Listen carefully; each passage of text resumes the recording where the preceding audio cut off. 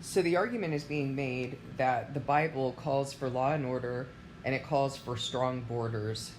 And this argument is being made, of course, by people calling themselves Christian who are trying to justify their mistreatment of illegal aliens, whatever you want to call them, okay? No human being is illegal, whatever. We know what we're talking about.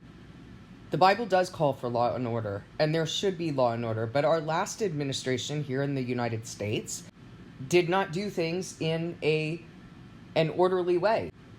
And we are not living in a time, and neither does this administration, by the way. We are living in a time where law and order are not actually valued, even by the people who keep touting it. Moreover, the laws of the land do not trump the laws of God, guys. And so when people are saying, well, Jesus said that we're supposed to obey the laws of the land. Yes, you obey the laws of the land unless they conflict with what God has commanded. Do we not use common sense? The people who are being mistreated and deported are not criminals like this government is trying to say. You already know that. You also know that when they make a mistake, they don't feel the need to correct that mistake.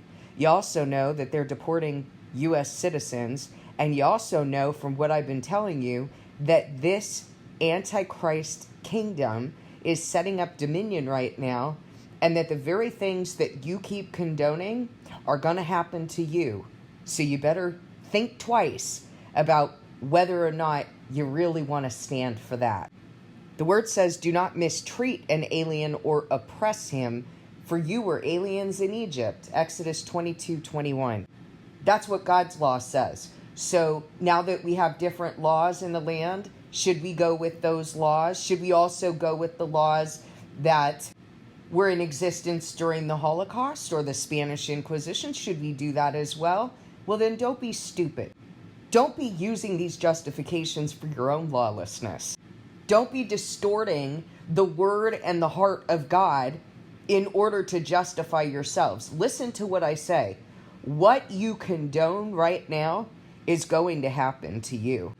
So think twice about what you're justifying. The previous administration allowed these people to come in. They did not come in illegally. They were allowed to come in. They were given provision. And I'm not saying that that was right. I'm not saying it was right for them to flood the borders or for the administration to allow them to flood the borders.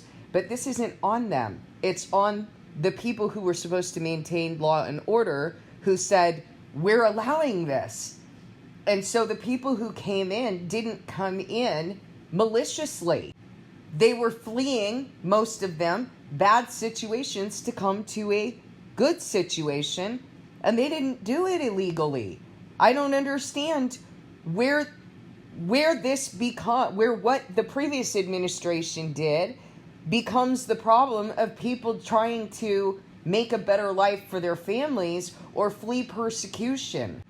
How does that make them bad people? How does it make them deserving of being in a place where they're being tortured and starved and mistreated? How does that make that right? With their children, no less. So now they bear the punishment of what the previous administration failed in? They bear the punishment of their corruption? This is not right. And anybody who has the Spirit of God should know that. Y'all shouldn't be talking like this and aligning yourselves with these people, these important people of the world who use their power to hurt the innocent, the oppressed, and the poor. Shame on you. Those of you who are doing this, shame on you. You should know that this is not tolerated in the Bible by God. This is not justified. I understand and agree that something needs to be done in order to correct what the Biden administration did. That is true.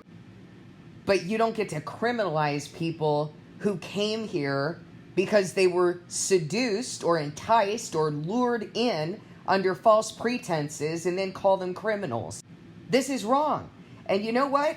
You need to understand that your hearts are being tested. Your hearts are being tested by what's happening in Gaza, by what's happened in Iran, by what's happened in Lebanon, by what's happening with immigrants. Your hearts are being tested. And you need to understand that the freedoms that you've enjoyed in your life, that you think you have right now, are quickly going away. You are going to experience this. So I would start honing some compassion and love, the first and greatest commandment that Jesus talked about when he was here.